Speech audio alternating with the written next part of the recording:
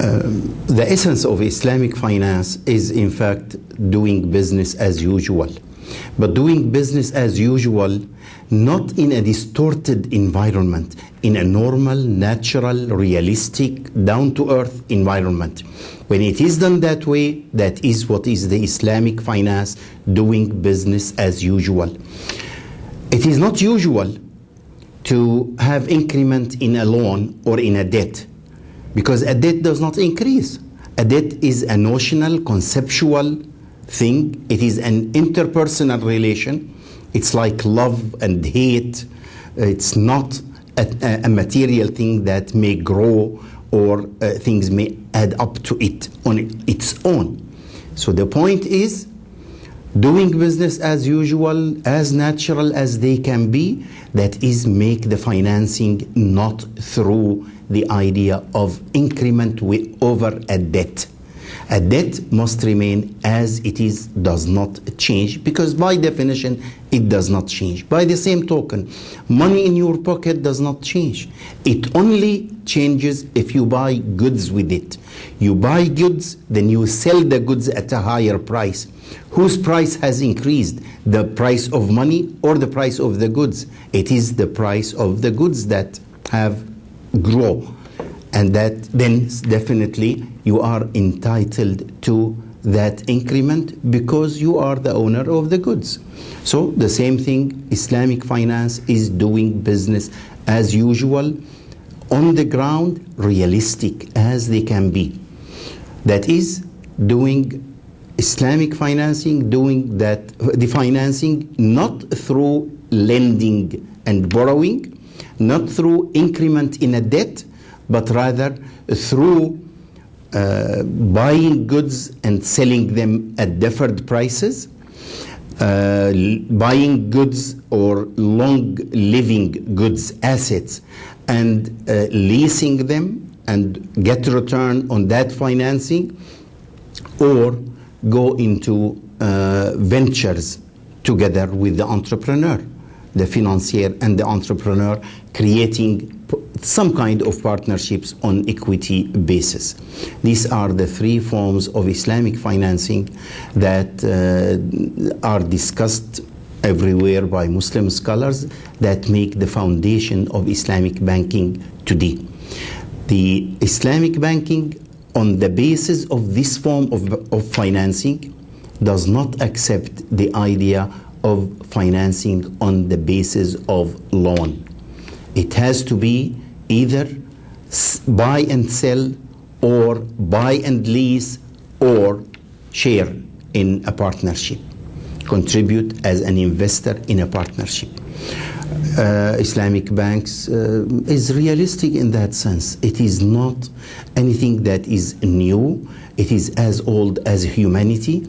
In fact, it is not the invention of Islam, nor it is the addition that Islam adds to the human culture.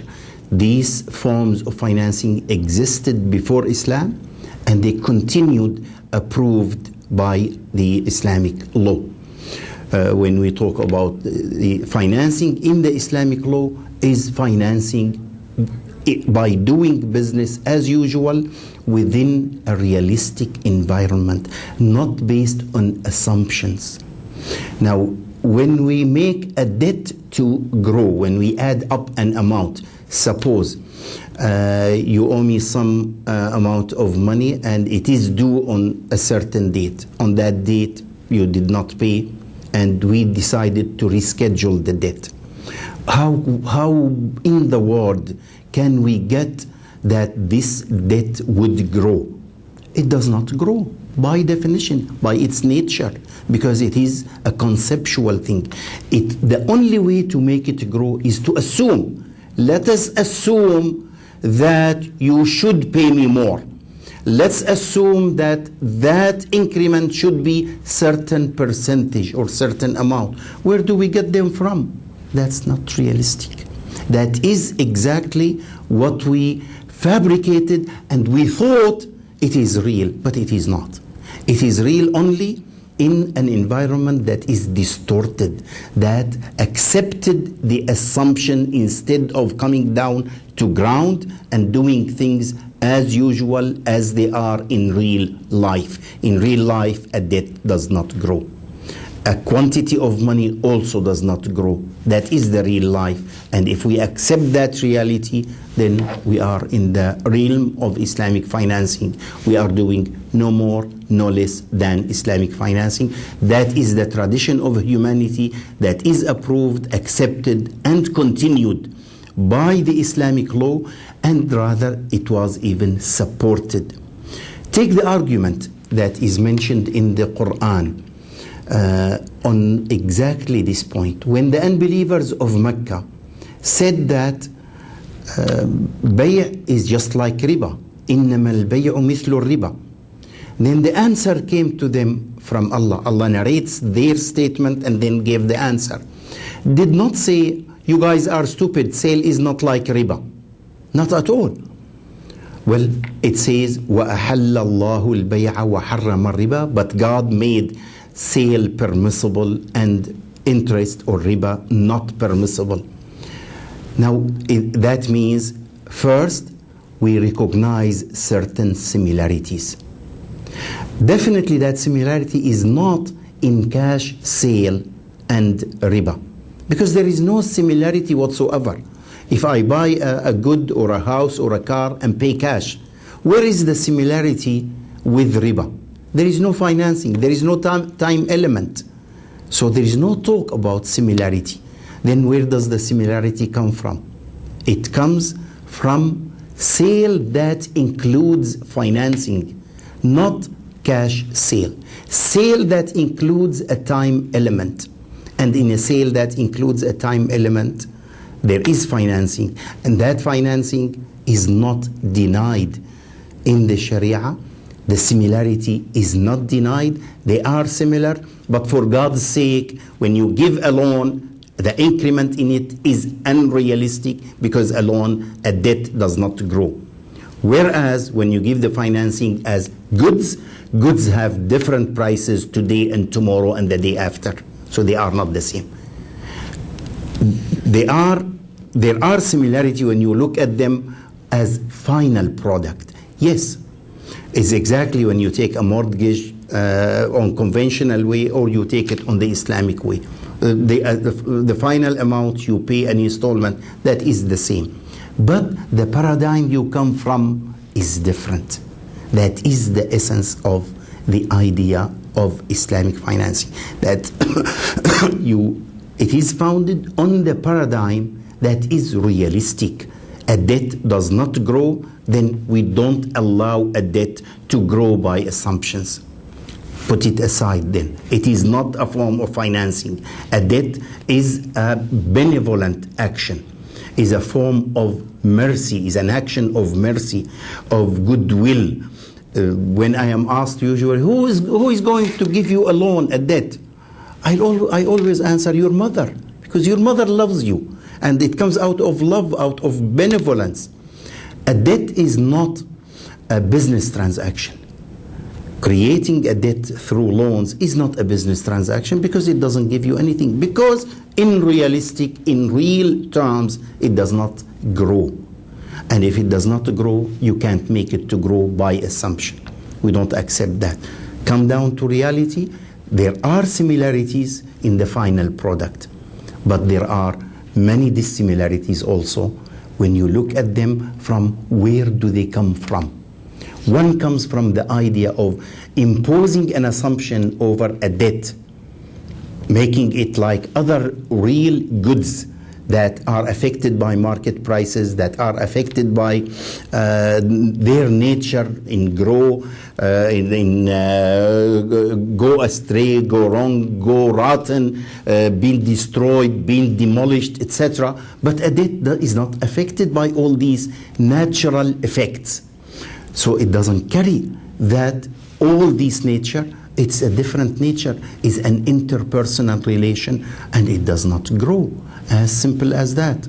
And we take away all these assumptions. That's what Allah subhanahu wa ta'ala refers to when He said that Although, as if it is saying, although there are similarities between sale and interest, there are also many dissimilarities. You need to look at them, and once you realize them, you realize that there is a good reason that sale should be permitted. Sale as a mode of financing, not cash sale. Sale as a mode of financing should be permitted, while giving loans and make them grow in the wealth of others should not be acceptable.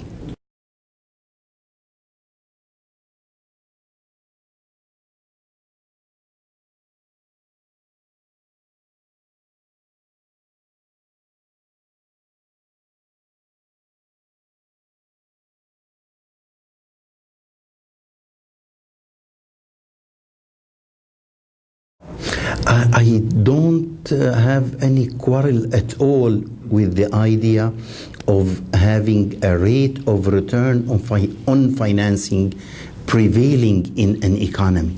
And as a matter of fact, we always argue that when we have an Islamic setting, complete setting for the economy, there will be a prevailing rate of return on financing.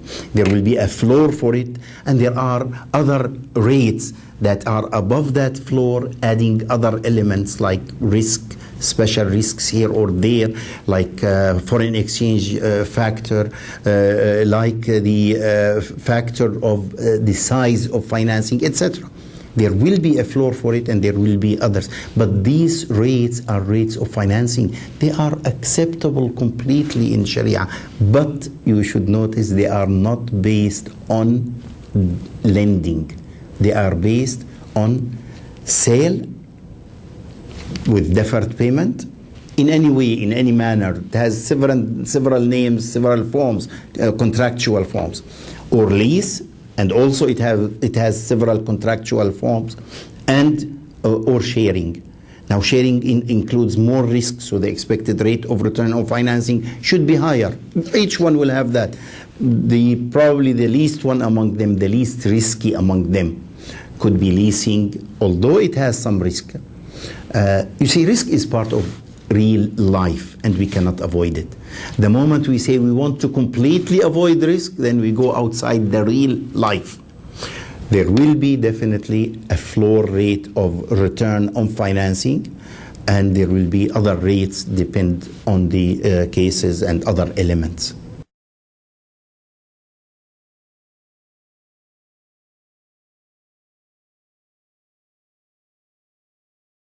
When you establish the idea and say the basis of financing in the natural way, in business as usual, without being distorted by assumptions or by unrealistic also assumptions again, that natural way means that financing is done either through sale or through leasing or through sharing. Now, when it is done that way, we establish that principle. This is what it is, as compared to doing financing through a debt concept, giving loans and getting repayment back. Now, once you establish it, you need to draw the contractual limits of each of it, of each contract. Now, when we draw the contractual limits, definitely we will have to extend the area of sale, say for instance, extend it to all the elements, to all the individual items that are included in it. So when you put the boundary of sale will be very close to other transactions that are outside the boundary. So definitely when we look now at points at the two sides of any line that divides two kind of things. Now that one side comes to this sale, the other side is lending. Now definitely that points that are close to the line on the two sides are close to each other. But yet we need to draw a line. You can't make it without drawing a line. That is the nature of law. When you set the law, you have to set the terms.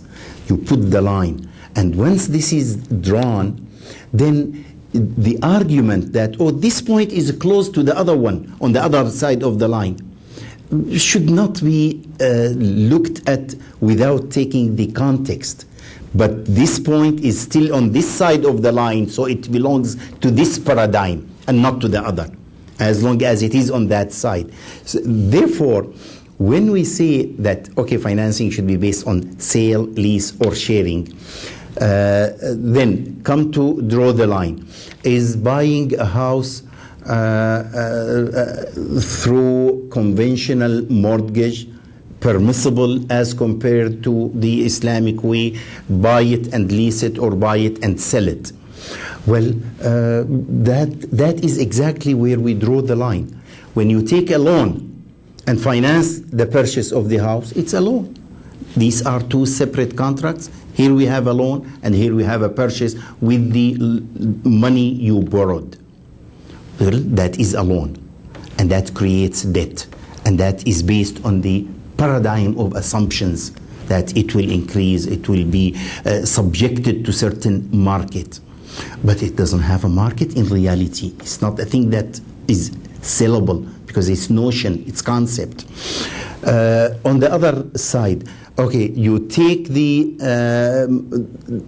financing through a sale contract that the financier would give you, would sell you the house at installments paid over 30 years. That is the rate of return that is done here. This is rate of financing that is permissible. Now the final outcome is similar, and this is exactly what was suggested by the unbelievers of Mecca, that, well, the final outcome is similar. I am paying in the final analysis the same amount, whether to the bank or to the seller. Okay, but they come from different paradigms. One comes from the assumption that a loan or a debt may increase. The other one comes from the assumption that you come to reality, you own things, you can sell them any way you like. So we need to draw that line. And that similarity must not deceive us from the fact that when it is drawn, when it is contracted in the form that is based on sale, then it is sale. When it is contracted in the form that is based on lending, then it is a loan.